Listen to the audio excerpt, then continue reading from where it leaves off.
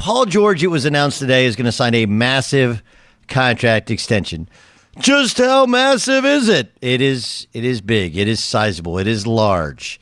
It is in the $226 million variety. And you're like, wow, that's a lot of coin.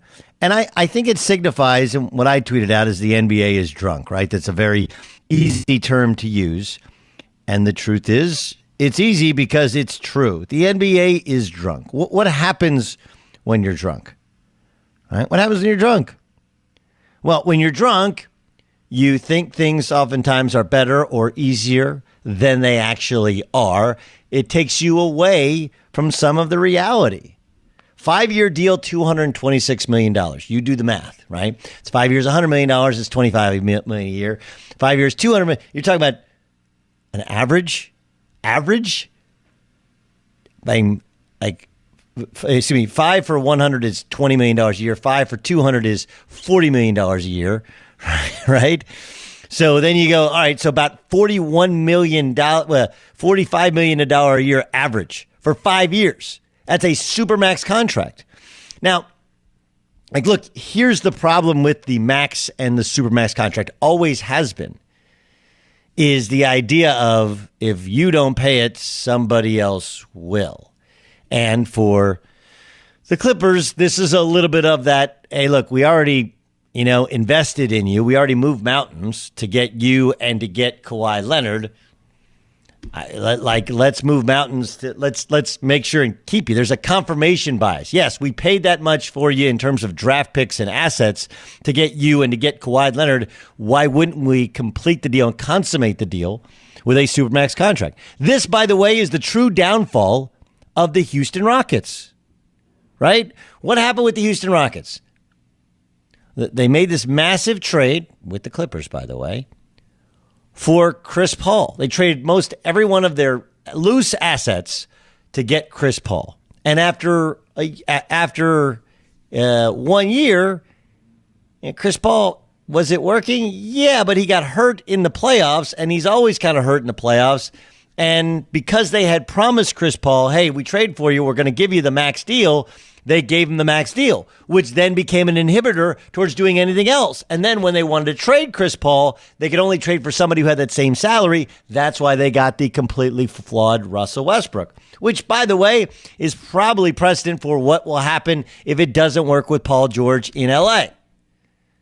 You're going to get rid of one bad contract to bring on another, or maybe two others, based upon how much money this is.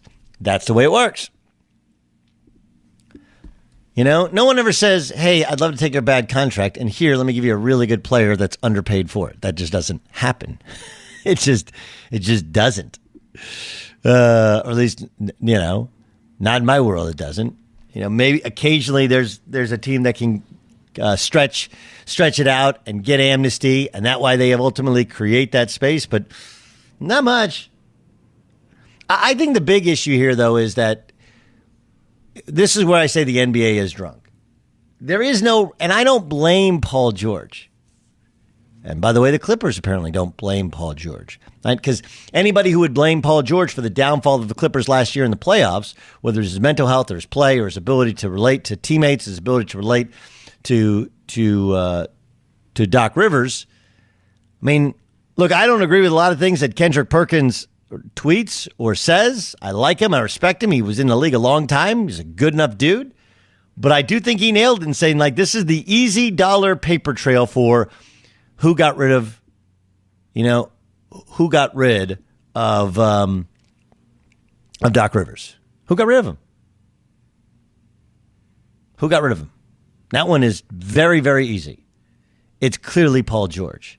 And the disconnect between the team, the players, and management is obvious. But it's also a disconnect between Paul George and reality. Because most of us, if you have a bad year and you're in a contract dispute, are you going to get a raise? Are you going to get a raise, an extension? Are you going to get double your money in an extension? Of course not. You have a bad year. You don't hit your sales goal. How can you possibly hope to get, forget about a raise, the same money? Why should I pay you the same money when you underachieve based upon the money you're making? But that's exactly what the Clippers did. And my just a guess is that the guys who weren't in on Paul George, who didn't think Paul George had the right stuff to win a championship, my guess is those are the guys that have been jettisoned. Hey, whatever happened to, why'd Montrezl Harrell get sent away? Landry Shamet. I don't know if Landry Shamet was a finger pointer or if Montrezl Harrell was. Sure feels like he was. Right? If Doc Rivers isn't there and Montrezl Harrell isn't there, and Ty Lue moves up a seat, it shows you that Ty Lue said, I can fix him. I'm your guy. I know how this all works. And Paul George is in on it. Meanwhile, the guys that aren't the guys aren't there anymore.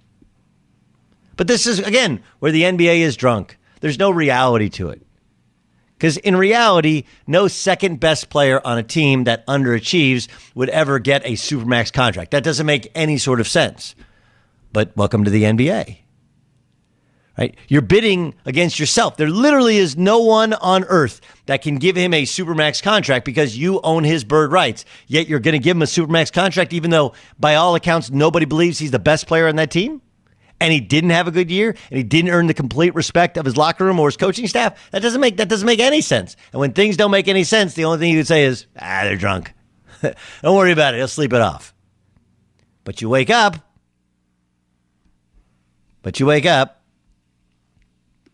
and what do you have? You wake up and you have Paul George under contract for 5 years at a crazy sum of money that the only possible way you can get out of is to take on somebody else's atrocious contract, maybe with a year longer or just a broken down player.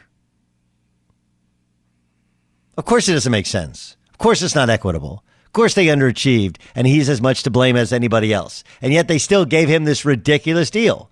Not because they're the Clippers. That's just the NBA. That's what the NBA does. And the lack of reality to it only signifies to many of us who love the sport, respect the players, why it just doesn't make sense. And you lose us. And you lose, I don't know if you lose the respect of the common man, but you lose the reality of the common man. Like, hey, in our world, when you don't hit your sales number, you don't get a raise. You might not get to keep your deal.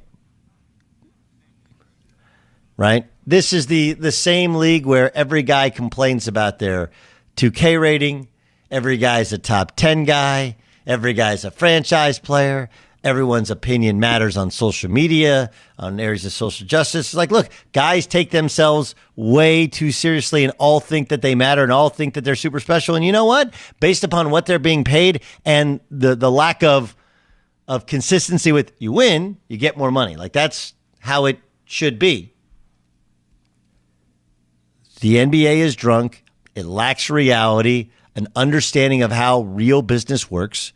And I don't blame players for not understanding the financial ramifications of the pandemic. I don't blame players for not understanding, James Harden, why he has to show up at work and why the Houston Rockets should not trade him. We're trying to create a championship team around you, dude. And your lack of defense and leadership and toughness is the reason we haven't won a championship. Not all these other guys that we've kind of shifted around a million times to figure out how to make you more happy. I don't blame the players.